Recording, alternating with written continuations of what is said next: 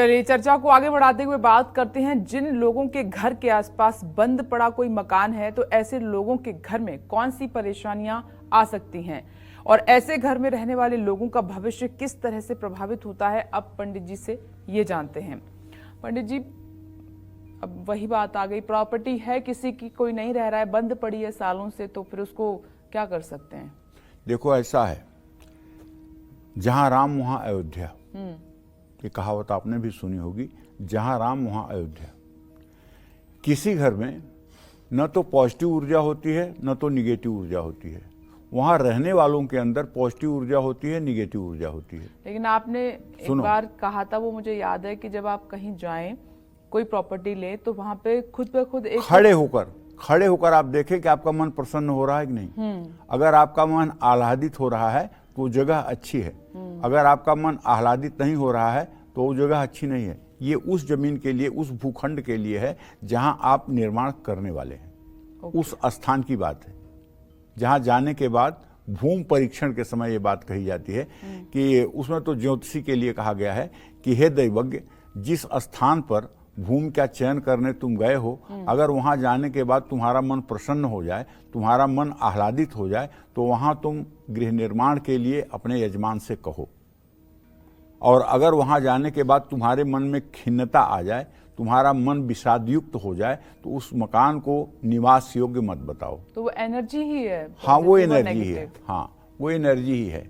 तो देखिए, आपके घर के आसपास अगर कोई मकान काफी सालों से बंद है, अगर मकान बंद है तो उसमें पूजा पाठ नहीं हो रही होगी, उसमें लोग नहीं रह रहे हैं तो सकारात्मक पॉजिटिव भूमिका नहीं होगी। और बंद मकान निश्चित रूप से निगेटिविटी को जन्म देता है। तो वास्तु के नजरिए से ये भाई अशुभ है। और बंद पड़े घर में नकारात्मक ऊर्जा प्रभावी हो जाती है। जब नकारात्मक ऊर्जा ज्यादा हो जाती है तो आसपास के घरों को भी प्रभावित करती है।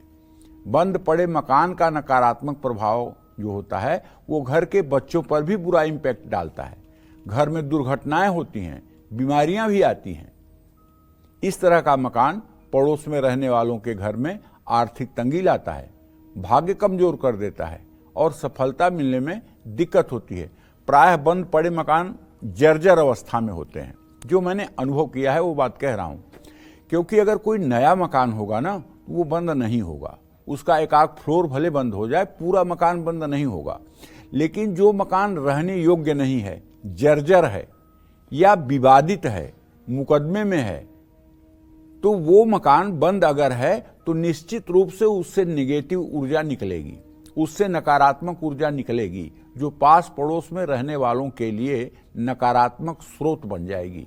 ये बात ध्यान देने योग्य है, क्योंकि जितना मैंने देखा है ना, जर्जर मकान, जो जर्जर मकान होते हैं, जिसमें किसी ने आत्महत्या कर लिया होता है, कहीं कोई सुसाइड हो गई होती है, कोई सुसाइड कर लिया होता है, तो ऐसे मकानों को लोग अशुभ समझ करके बंद कर देते हैं। ना तो उसमें किराएदार आ पाते हैं और ना उसकी फिर से सेल हो पाती है, और या तो विवाद के कारण उसका पुनर्निर्माण नहीं हो पाता है, तो इससे उससे नेगेटिव एनर्जी निकलती है। लेकिन ऐसा नहीं होता कि नया मकान कोई बना हो और उसमें वास्तु शांति हुई हो और गृह प्रवेश हुआ हो और पूरे मकान में ताला लग जाए। ऐसा बहुत कम होता है। अगर होता भी होगा तो 1 लाख में 1 मकान के साथ होता होगा।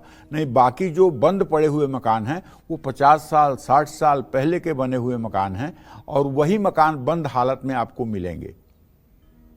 तो इस तरह से अगर बहुत पुराना मकान है और उसके पड़ोस में आपका घर है तो उसका कुछ इम्पैक्ट आपके ऊपर होगा।